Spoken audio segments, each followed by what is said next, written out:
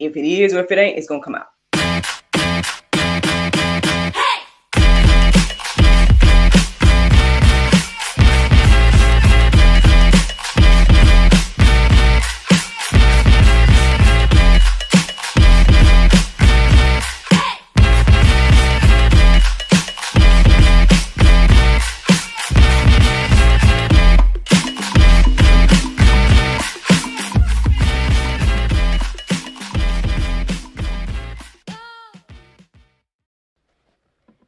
Good morning, everybody. It's your girl, Miracle Sims, and you're listening to God, Sex, and Love, your daily dose of inspiration and juice. It is May the 31st, 2022, and today the topic is abundance. Abundance, y'all. I mean, well, I hope that y'all had a great day yesterday. Mine was just fine. Yeah, I mean, y'all know, yesterday was Memorial Day. I hope that you all took some time to reflect on those that have given the ultimate sacrifice, especially here in the U.S. And yeah, I mean, yesterday, spent some time with my in-laws and saw one of my, I guess I might as well call her my sister-in-law, who is very preggo at the moment. Still tiny as ever, but just with a belly. There's a little girl on the way, so praying for her and everything like that. Little man was able to see one of his cousins, and who was actually younger than him, because usually NJ is the youngest kid. So yesterday, the other little boy was younger than NJ, and so had to keep working on sharing and what that looks like and stuff, and letting them know that, okay, all of these toys is Nana's toys. None of them are yours, and everything like that. But it was cool to see them play and share without sharing. So yeah, that was interesting. Yeah, that's pretty much how yesterday looked. I did not work out yesterday. I know yesterday was Monday, but I did not work out. What I was thinking about doing this week is working out on Tuesday and Thursday this week. So that would be today and then in a few days. I'm going to see what that feels like, because technically, last week I only worked out 2 days anyway. So let's just see what Tuesdays and Thursdays feels like. I'm just going to, put myself on that and see what happens. So hopefully I'll tell y'all the good news tomorrow that I did a workout, but we'll see what the Lord do. Yeah, that's what yesterday looked like for me. Man, shout out to my sister, man. I know that she's taking a little girls trip vacation over the weekend. I think they should be on their way back home today, if I'm not mistaken. So safe travels to my sister and her dear friends. It looks like they had a wonderful time, the little bit that I did see. But overall, if nothing else, man, I hope that she was able to rest, relax, refresh, come back with a renewed mind and everything like that. And that's what I hope and pray for my sis on today. So yeah, safe travels and all those things. Yeah, that's pretty much all I got to share, I guess, at the moment. So let's get into this chit chat about this topic now. It's very interesting. I did my prayer meditation, and of course I don't remember nothing to tell y'all at the moment, because I've got so engulfed in everything else I started studying after it.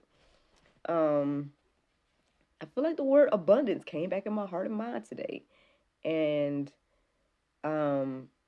I looked up several different things. I looked up earthly abundance, because I feel like there's a difference between God's abundance and what we think abundance is. We ended up going deeper about like definitions and verses. Ended up reading a lot. But I did not write that stuff down for the go deeper section, because then it started getting me into another topic, and then I was like, well, Lord, do these go together, or is that just something that I was reading for now, or I don't know. Yeah, so that's that's what happened with all of that. But ultimately, because I had already started writing down things for abundance, I just came back to it and wrote down the verses that stood out to me. And here we are this morning. So, abundance. When you look up the word abundance, it says a very large quantity of something. And then when you look up the word abundant, it says existing or available in large quantities, plentiful, and then there's a second definition that says having plenty of. Yeah, either way, that both of those sound good, right? I think that's something we all desire to, have some abundance and whatever it is. Now, usually I think people think about money, but some people want abundance in time or abundance in whatever. You know what I mean? Like, I don't think everybody is just money hungry or anything like that. But yeah, this word abundance. Again, as I started to reflect on earthly abundance versus God's abundance, and then like, what does it take to get the earthly abundance? Because that's something else. Like I was kind of engulfing my mind and whatnot in yesterday. This whole concept of the quote unquote gatekeepers, especially when it comes to entertainment and just all these different things, where it's like, I don't know. I guess I'm just reminded of the temptation of Satan, right? You know how the word talks about him offering Jesus all the world, right?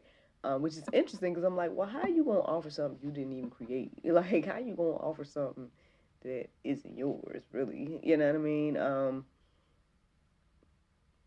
I don't know if you want to say by default, right? By us, I guess giving up our positions, right? Then I guess it's his by default. But ultimately, um, you know, God created all, everything is God and it was for him and everything like that. So, well, for those of us that believe, we understand that part. So, anyway, so as you can see, my mind was engulfed in all of those things this morning. And so now, even being live right now is just like, not to say I don't know what to say, which I mean, because I never know what to say, but yeah, my mind was just engulfed in all of this morning. So again, hopefully I have something encouraging and inspired to share with y'all this morning about abundance. I guess the best place to find that will be the word. So let's go on and get into it. Matthew 6:33, it says, but seek first the kingdom of God and his righteousness, and all these things will be added to you. This verse and the next verses I'm going to share is just one of those things that I'm always reflecting on, because it's like, do you believe this? That's the question. Do you believe that if you seek God first, that, all things will be added unto you? Seek him and his righteousness. Because yeah, even as I was reflecting on, like, why would we accept Satan's offer over God's offer? And the only thing that came across my mind was that perhaps we want the quickness of it, right? If Satan's offering it right now, just like a microwave meal, like we want that versus the longevity and the way God offers it, because God offers it, but on his timing, right? His way. He requires us to be patient, requires us to trust him, those different things like that. And so, yeah, I mean, I guess I'm just reminded of a child.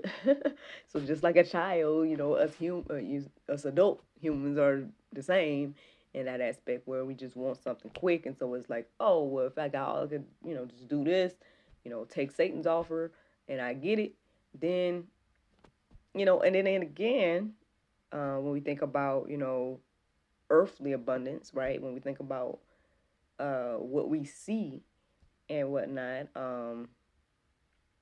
You know, we're thinking about all these people that are quote unquote successful, that have all the money, right? And all the fame and glory and all those things that are hyped up to be, you know, what abundance looks like. Um, to where, you know, maybe God's abundance isn't so appealing. Um, you know, just me trying to make some sense of why we would do that. Without knowing that, you know, at the end of the day, um,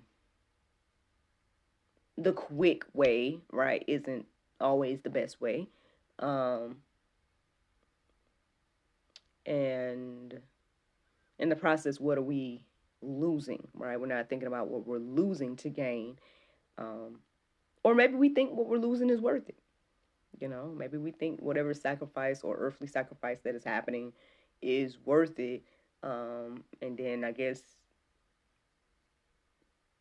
some of us won't know to the day of judgment, like if that's actually true or not. Like, was it worth it? Or, you know, um, the interesting thing is too, as I was going deeper, I was reflecting on a lot of I was reading a lot of the things that Jesus was saying to his disciples. Um, and I just kept reading chapter after chapter. Like I would get them with one and go to the next, get them with one and go to the next. So that's why I'm like, oh, I'm just so engulfed in everything right now. But one thing that stood out to me this morning was the verse that says that basically if he didn't come, that sin, like people wouldn't know about sin, but because he came, uh, like sin is. I'm paraphrasing y'all. I didn't write it down because again it wasn't necessarily about abundance, or I didn't think it was. So I didn't write it down. So now here I am trying to quote it now without writing it down. But if y'all, I mean, y'all might be able to look it up. You know what I'm saying? If y'all put some pieces of what I'm saying about like Jesus coming and sin being oh goodness, sorry y'all. I can't think right now. I can't think because I saw my screen flashing again, and it's a whole thing. I might talk to y'all about it in the after show. But anyway, let's get back into this talk about abundance. Let's get back into that talk. So let's see. Philippians 4:19. It says, "And my God will supply every need of yours according to his riches in glory in Christ Jesus." Again, do you believe this, friend? Do you believe this? Because I believe that you will live accordingly if you did. I was also reminded at some point about, well, I was reminded yesterday, and then I thought about it today to share with y'all that I looked at a video of me back in 2019, and I was just moving into the second location um, and everything like that. And even though that, you know, that was an emotional roller coaster, that venue and everything that we went through in 2019, at that time, the video that I was watching just happened to be us. You know, it was a blessing. It was a blessing at that time. You know, because being kicked out of one place and then actually finding another place that was better and all those different things, it was a blessing. Now, obviously, again, it was up and down, a lot of crazy things that was going on, but at that time, it was a blessing. And um, yeah, I mean, I guess again, y'all, like I know I share my testimony all the time. I know y'all probably tired of hearing me say it. But I can't do nothing but share what's happening in my life, man. And the thing is, especially since 2019, I've just happened to be documenting what's happening, you know. And so that's why it's like as I share, and you know, I guess I'm more of a believer every day in what this word says here, only because I see what God is doing in my life, and there's no other explanation, you know. Because again, like when, for example, if I would had all the fame, all the followers, all the money, all the things, if I had those things, right, then I could easily take that glory on for myself and be like, oh yes, it's because I have all the followers and all the fame and all the da da da that I'm able to live the way I live, and that I'm able to do what I want to do, and that I'm able to, you know, pay my bills and, you know, um, I saw an influencer buy her mom a car, and you did all these different things where people are able to just do right when they have all of this, right, and they feel great because they feel like I did this, right.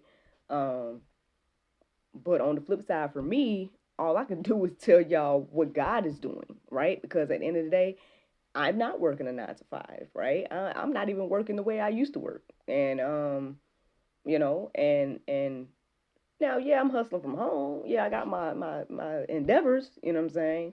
And yeah, I do feel like God is allowing me to sow some seeds that flourish and whatnot when they need to.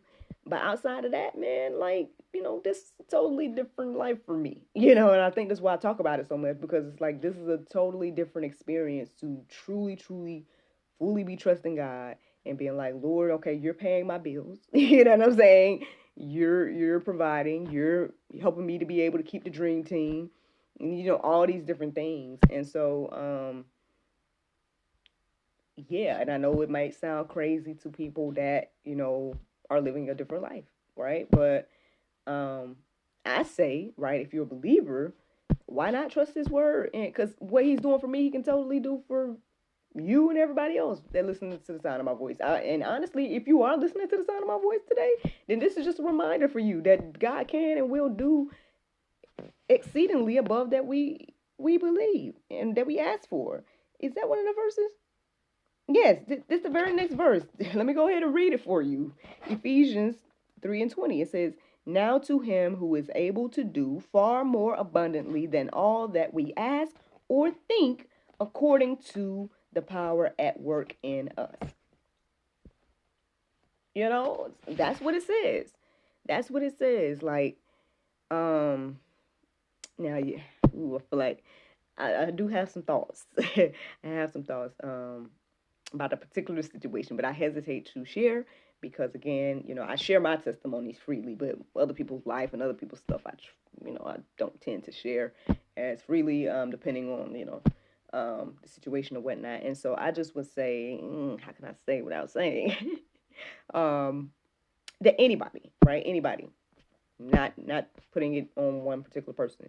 If anybody is in a place where they feel like, I call it a transition in my life, when I feel like things aren't, either they're not panning out or they're not, maybe doors are closing in certain areas, or maybe it's time for a change, or whatever the case is.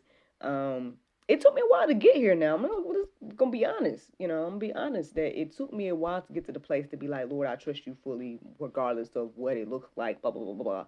Like, so I'm not expecting for people to just listen to me and then y'all do it too. I'm not coming from that perspective, even though I know I might sound like it. But I hope that me being open and honest encourages you, right, to trust God, because regardless of whatever your situation is, God can take care of you. Yeah, I do prefer entrepreneurship. I do prefer to be able to not just say do what I want to do, but like, for lack of a better way to say it, at 6 something in the morning, y'all. Like,